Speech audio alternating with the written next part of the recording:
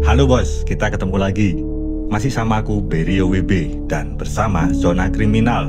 Hari ini kita ngobrolin soal program yang katanya demi masa depan bangsa. Program makan bergizi gratis alias MBG yang semestinya jadi kebanggaan. Konsepnya sih indah. Anak-anak sekolah bisa makan gratis, sehat bergizi, biar otaknya lebih encer, fisiknya kuat, dan katanya bisa jadi generasi emas. Tapi di balik jargon emas itu, ternyata masih ada aja cerita pahit. Alih-alih bikin sehat, malah bikin anak harus antri di ruang gawat darurat rumah sakit. Jadi ini yang harusnya makan siang ceria, berubah jadi parade muntah massal. Dari meja makan ke meja infus, dan dari sendok nasi ke selang oksigen.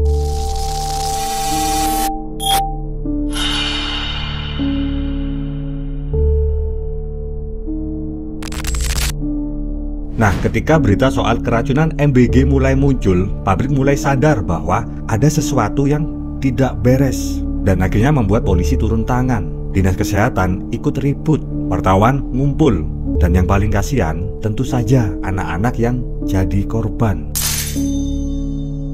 Seperti yang ada di Bandung Barat nih, ratusan siswa dilaporkan mengalami gejala setelah menyantap menu MBG, dan akhirnya polisi setempat dan Dinas Kesehatan turun melakukan penyelidikan. Sampel makanan diambil dan proses pendataan korban langsung segera dilakukan. Tapi ya, laporan-laporan seperti ini tuh bukan sekali dua kali. Rentetan kejadian serupa muncul di beberapa wilayah, yang akhirnya memaksa aparat daerah bertindak cepat untuk menenangkan publik dan menelusuri sumber masalah. Di level investigasi, tindakan yang umum dilakukan itu seperti pemeriksaan saksi, kayak kepala sekolah, guru, penyedia catering, tukang masak, dan juga dilakukan penyitaan sampel makanan dan muntahan untuk pemeriksaan laboratorium, serta koordinasi antar kepolisian, Dinas Kesehatan, dan BPOM kalau memang misal diperlukan. Dan di daerah lain seperti Pamekasan dan Kupang, pola yang sama itu terulang loh. Seperti laporan korban, langkah respon medis, lalu penyelidikan. Yang dilakukan pihak kepolisian juga sama, meminta keterangan. Lalu pemerintah daerah memeriksa SPPG atau Satuan Pelaksana Program Gizi yang mensuplai makanan. Dan BPOM atau Dinas Provinsi kadang dilibatkan untuk uji laboratorium. Masyarakat dan media menyorot bagaimana bahan baku itu dibeli, bagaimana proses pengolahan berjalan, dan bagaimana distribusi makanan sampai ke meja anak sekolah.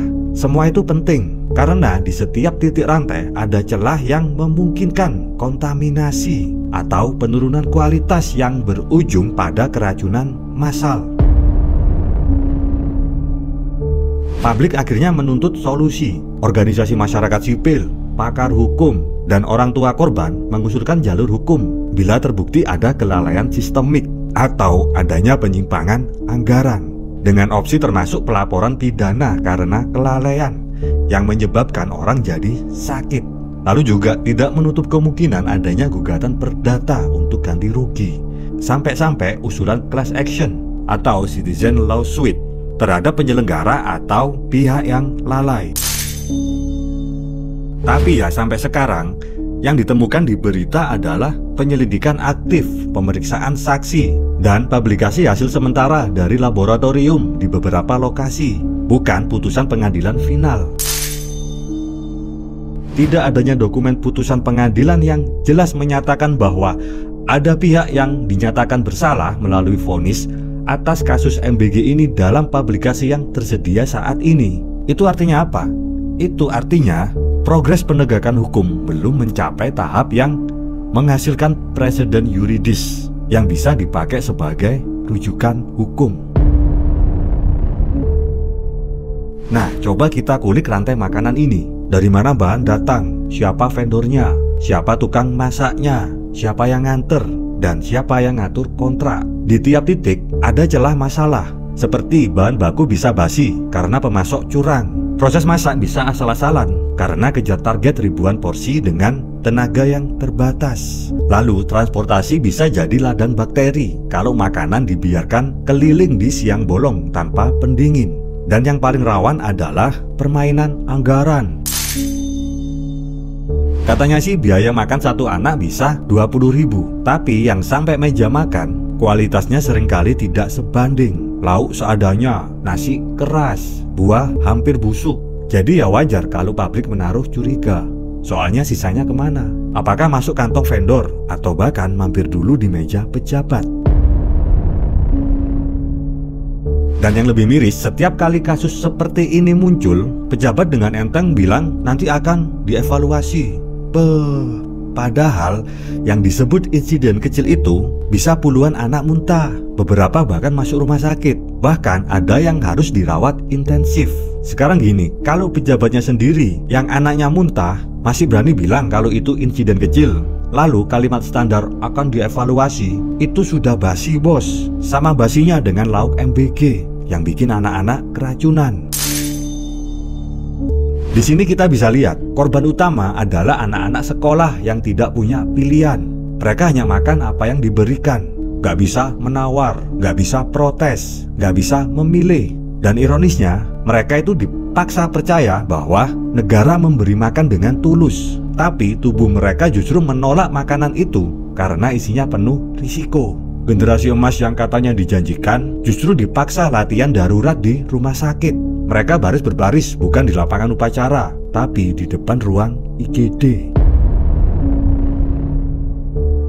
Nah, kita harus berani jujur buat bilang, program MBG ini terlalu besar untuk dikerjakan dengan cara main-main. Kalau vendor tidak serius, ya hasilnya bisa sangat fatal. Kalau pengawasan lemah, anak-anak yang akan jadi korban. Dan kalau anggaran dimainkan, maka kita sedang menyaksikan bentuk korupsi paling jahat. Korupsi yang memakan masa depan generasi. Karena ketika anak-anak jatuh sakit, itu bukan cuma urusan kesehatan sesaat loh. Itu juga urusan tumbuh kembang, urusan psikologis, bahkan urusan kepercayaan publik terhadap negara.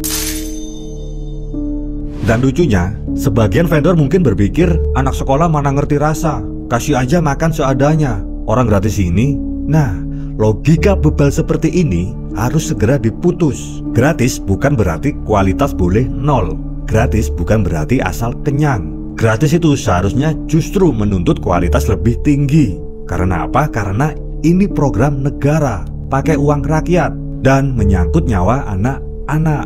Maka kalau kita mau lebih serius, yang dibutuhkan adalah audit total si vendor catering. Blacklist tuh perusahaan yang main-main. Libatkan kantin sekolah atau UMKM lokal, supaya rantai distribusi lebih dekat dan lebih terkontrol. Terapkan standar higienitas yang ketat, dari penyimpanan sampai pengantaran. Dan yang gak kalah penting, buka transparansi anggaran. Karena kalau tanpa itu, program MBG hanya jadi proyek mercusuar, megah di spanduk, tapi beracun di perut. Nah, pada akhirnya, kasus keracunan MBG ini bisa menampar kita semua dengan pertanyaan, apa arti kata bergizi?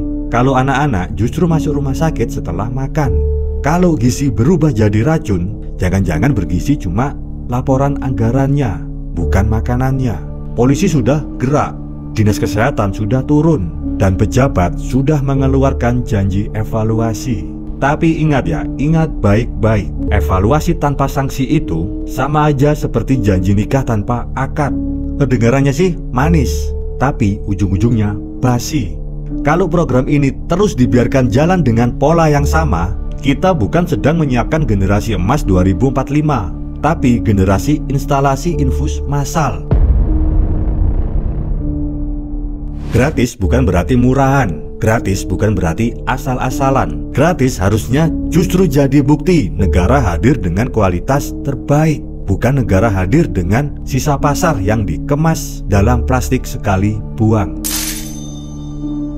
Jadi kalau memang terbukti ada kelalaian, ada korupsi, atau ada pengabaian, jangan cuma dibungkus dengan kalimat akan dievaluasi.